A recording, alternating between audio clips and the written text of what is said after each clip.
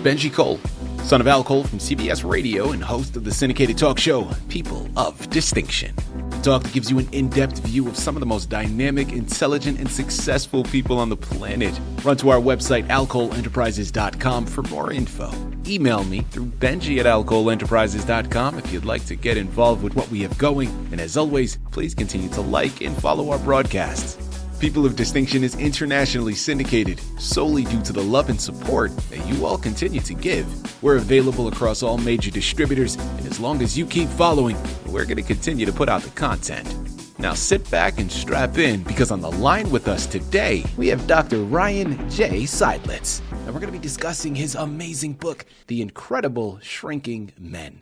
Dismantling the Patriarch Within. I love it. It's available through Amazon, Barnes & Noble, and a whole host of other places. But if you want to gather everything that he has in store, people, check out these two sites that I'm about to list for you. The first one is catabasisllc.com. Next, psychologytoday.com, both of which are going to have so much helpful resources, so much information, and I'm telling you, it truly is a one-stop shop. Again, catabasisllc.com, followed by psychologytoday.com.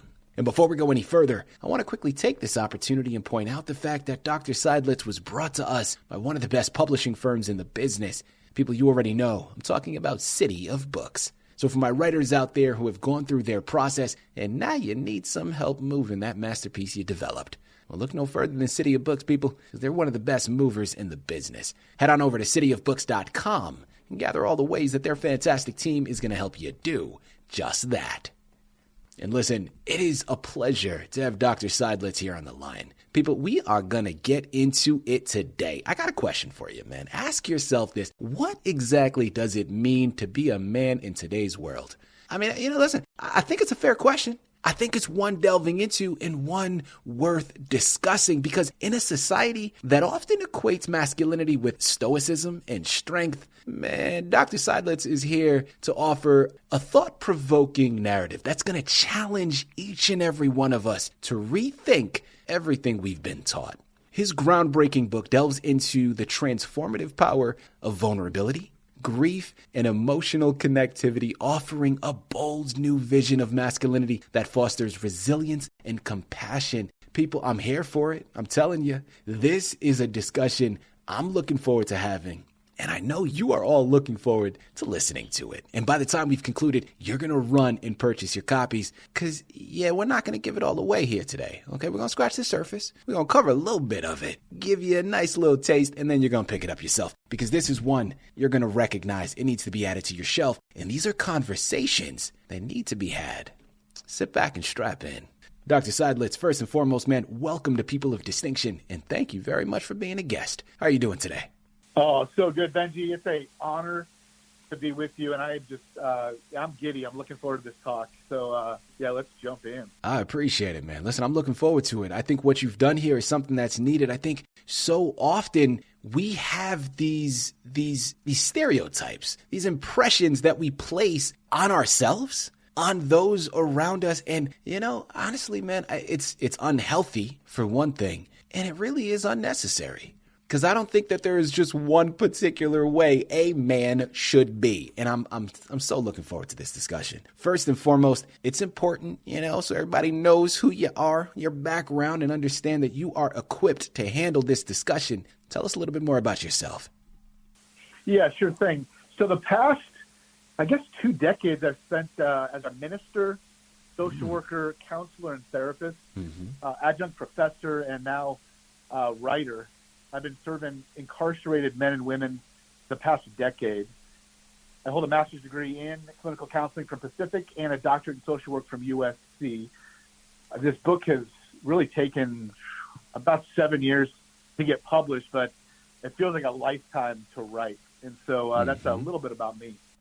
Love that. Well, listen, a lifetime to write, because we're ever changing, right? The ever evolving world around us. And also, as human beings, we're dynamic, right? We're evolving, we're changing. So listen, it took exactly how long it needed to take to be able to come to this amazing development. I want to start first and foremost From your perception, given your experience, man, and it's almost an unfair question because I think it's very subjective, but how do you define healthy masculinity in contrast to the traditional Western concept of manhood? And why is that shift necessary? That's an incredible question. I think one of the aims in this book is exploring how men can become better stewards of their pain. How do we own our shadows, those things that we've not addressed or maybe even acknowledged, the things we do not want to think or feel, the things in us that we despise and have been running from. So one of the questions I approached was, how can men approach these not in resistance, but how do we open up to the discomfort so that we can become the men our families, our communities, and this country, frankly, needs and have been waiting for in such a time as this. I think it's really too important for us not to do the inner work, because if we do not, we're going to see firsthand how reckless society can become. So parts of the book I share about my own personal story, my narrative, my trauma, my inner work, and what it's been like diving into really the soul work, the shadows.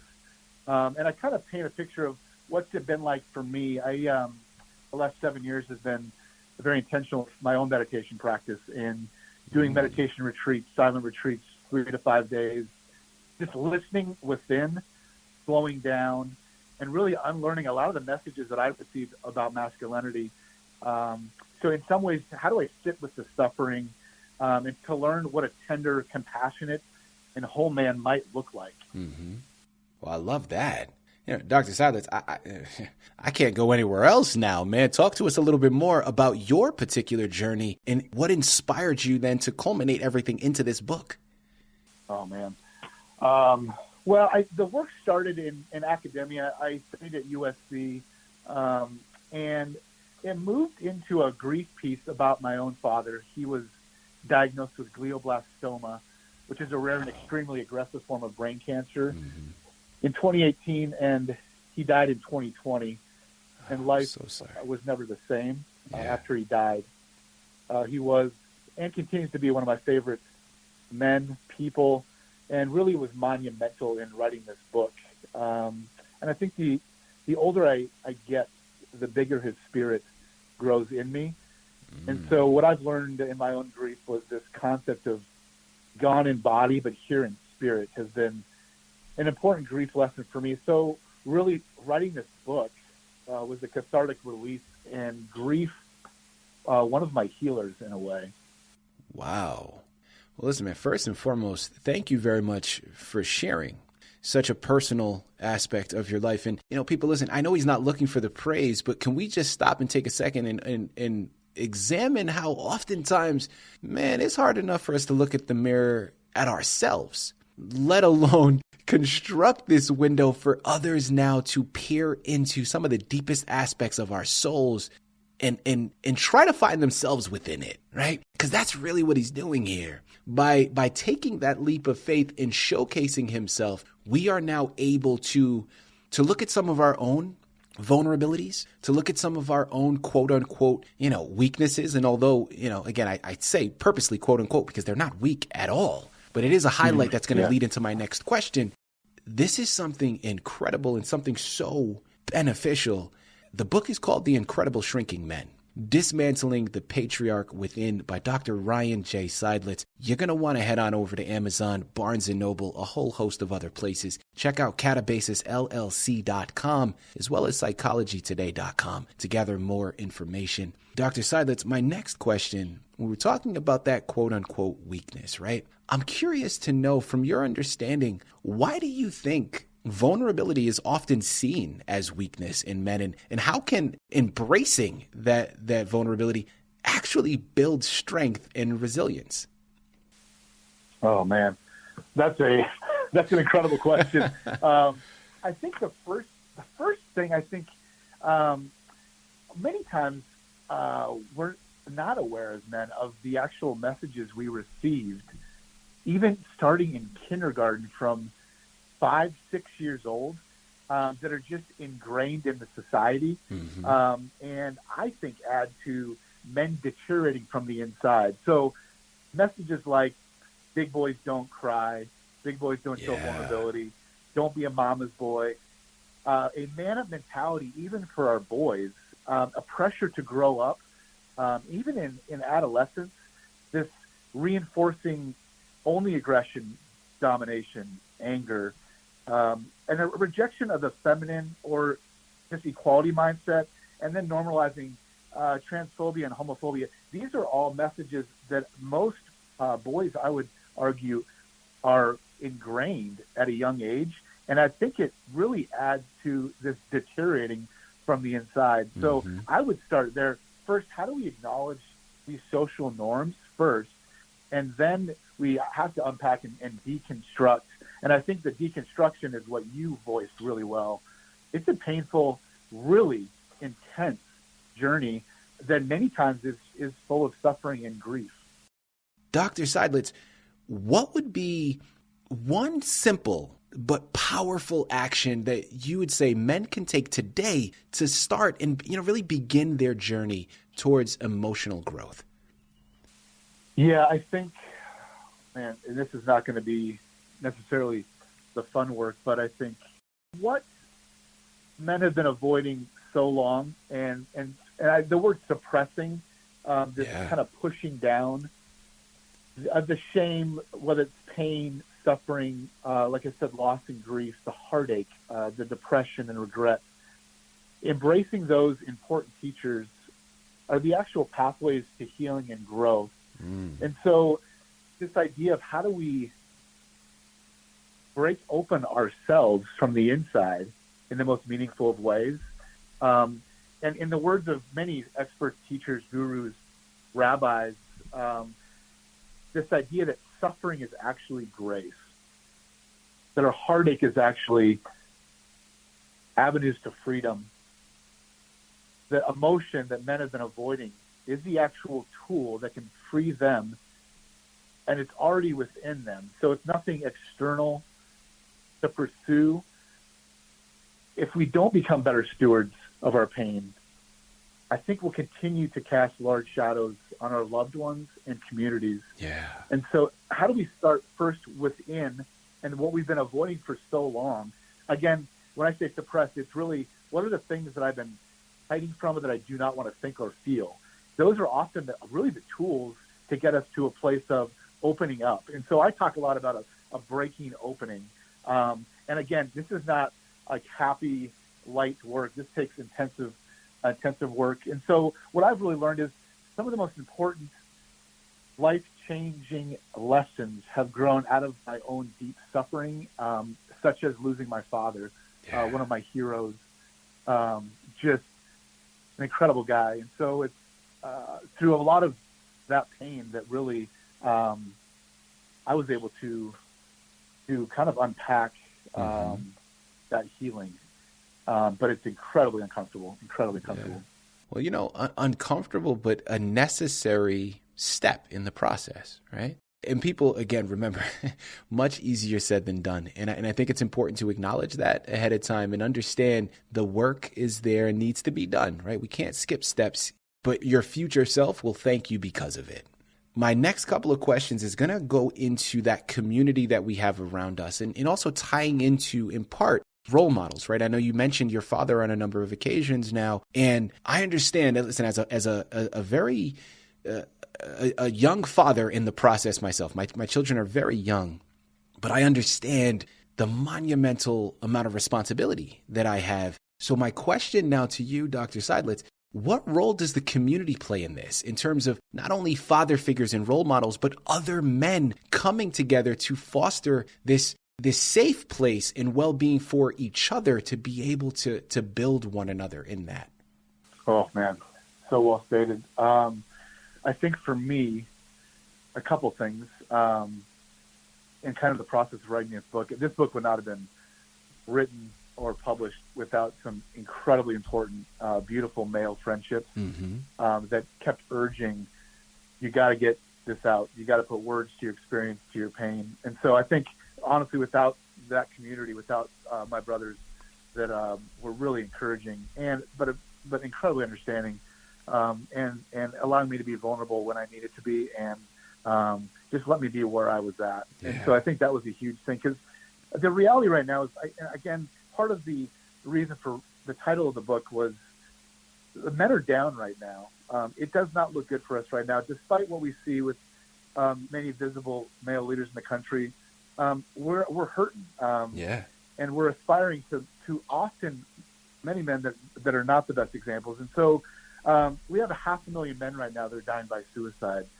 We have 80% of suicides in 2020 were men in America. Men represent 93% of the prison population. So the tide must change. And so I think the truth is that we need to stay down in the realm of becoming vulnerable instead of using our power to push people down. And so I think men can be incredible despite our shrinking, and we can transform power to lifting up those that many times we've traditionally devalued. So I think about this. I think about my dad, and I think about faced older men. And the last time I was in the presence of a kind, compassionate, attentive man, and what that felt like, and just how safe it felt. And so I stick with that emotion in those moments, because I think we can be really incredible, even though it may seem like we're shrinking. I think we can heal beyond the patriarch. So I think we have many men, young men right now, looking to fill this father void, this father wound. And again, there's this void that we're all searching to meet. And I think many men that I run into are searching for the actual acceptance, the love of their father. And we're filling that void with all kinds of things. And so, and I think we look, again, like I said, to the external, when I think we tend to forget, like, what is within us. Within the soul is actually many times the place to start. I love everything that you just said, Dr. Seidlitz, but especially that last part. I remember, I'm sure it didn't start here with him, but I'm gonna plug it because that's where it laid the most impact on me. One of my favorite, I'm a big hip hop guy, and one of my favorite rap artists is an artist, J. Cole. And in one of his songs, he was talking about, true revolution happens within you. And he said that in one of his songs. And I remember hearing it years ago and thinking, when at that time, I was probably in my early 20s or something. And I was just in this period where I wanted the world to I was just expecting a lot from outside sources. I was expecting more from others. I was expecting more from those that were around me. And it finally hit me. And again, I'm sure he wasn't the first to come up with it. And as is so often the case, I probably heard it from a family member, maybe even my parents. And you know how it is. You're a parent. Like, I'm realizing this with my kids right now. I could say something to them 20 times, and then somebody else will come and say the exact same thing one time. And all of a sudden, it's like revolutionary to them, and it's groundbreaking. And it opens their eyes. Like, what the heck? I just said that. Anyways. Welcome to fatherhood. Yeah. So I remember hearing this, and it really stuck with me, because I realized at that point, you can't control your outside sources. You can control who you keep around you, but at the end of the day, you can't push them to do or not do anything. So when you focus on within, focus on yourself, man, that is where the true revolution really begins. And there is so much power and wisdom in that. And, because you said that, man, I had another question that I wanted to go into, and it's so not important in comparison, because I want to close out with this next question. If we could issue a challenge, and I use that word purposely because I do want it to be a challenge for each and every person listening, and for each and every man listening in here, if you could issue one challenge to men reading your book, what would it be? Ooh. I think writing this book and losing my dad helped me redefine what home looks like. And I used to think, for me, home was a place, a childhood house, in space. And I've moved from a place of home as out there, or, again, house to a space within me, really the soul. Valerie Kaur, who writes Sage Warrior, I love what she says because she really says it better than I could. We must find a sovereign place within us and create our home there. And so it's this idea, and she says, build a sovereign place inside you, adorn it, explore it, make it welcoming, and you don't need a lot of time or money. Right now, right here, you can drop in and imagine a beautiful and loving space inside you.